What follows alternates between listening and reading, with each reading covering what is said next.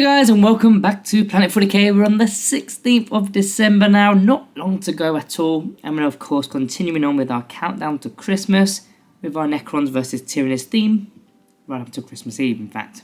So we've got another video for you today, another unit comparison video, and we're going to be doing 3 Ophydian Destroyers versus 4 Raveners. And now I know I've just said 4, you can't get them in a unit of 4.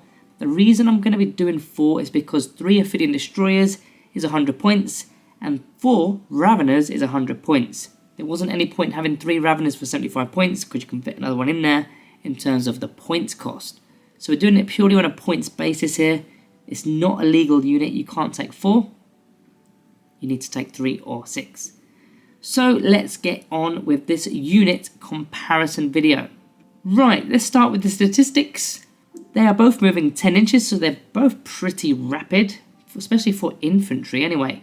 Both toughness 5, there's a 4+ armor save on the Ophydians, there's a 5+ on the Raveners. However, we'll stop here because they do have a piece of war gear which is called Armoured Thorax.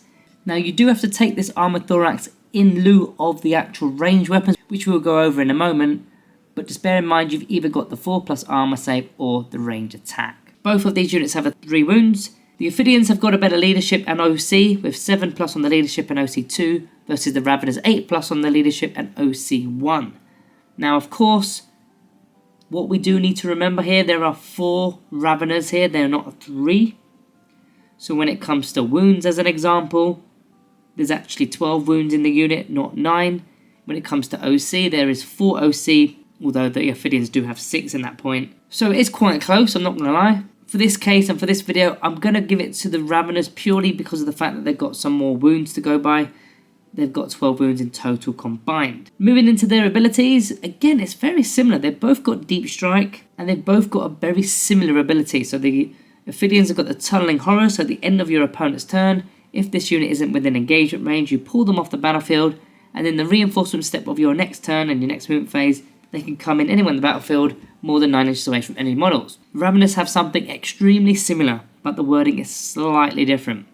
Death from below, at the end of the opponent's turn, if this unit is not within engagement range, you take them off the battlefield and you put them into strategic reserves. So the reason why I'm going to give this point to the Raveners is it's in the small print.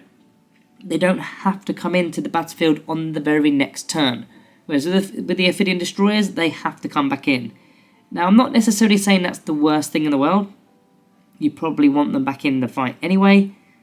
But you've got an option to hold your Raveners off the board for another turn because you're not being forced to put them back into play.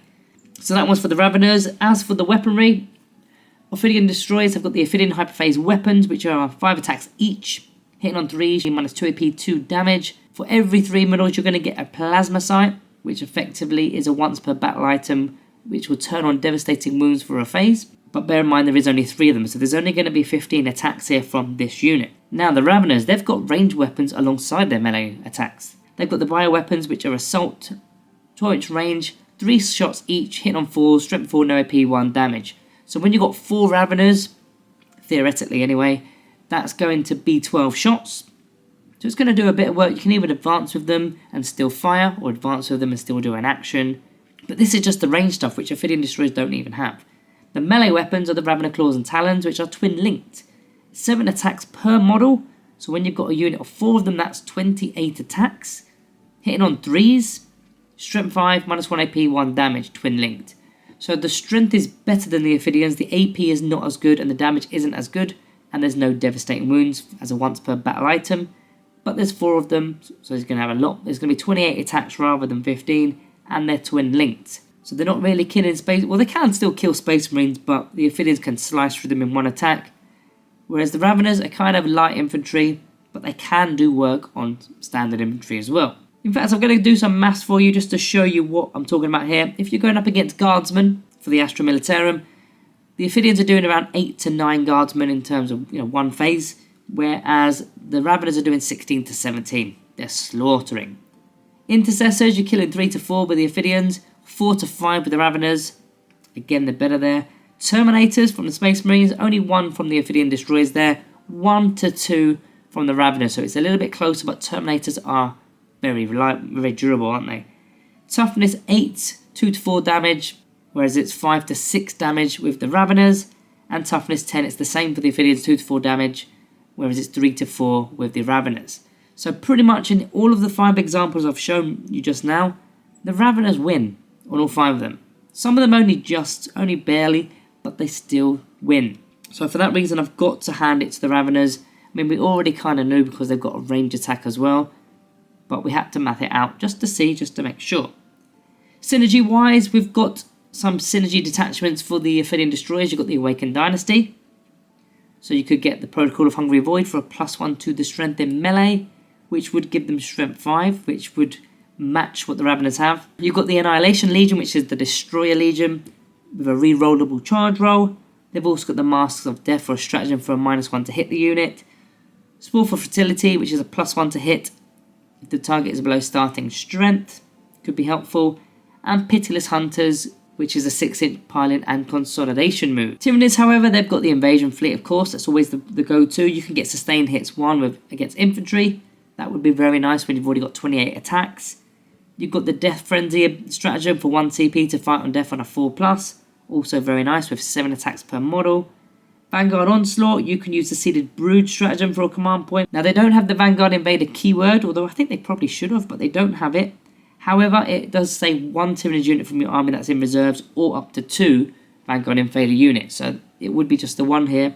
But you can bring them from Deep Strike in turn 1 because the battle round number is actually 1 higher than it is with this stratagem. So battle round 1, you'd apply rolls as if it was battle round 2 and so on. So turn 1 Deep Strike could be good. Synaptic Nexus, 5+ invulnerable save, +1 to the advance and charge, add 1 to the hit rolls.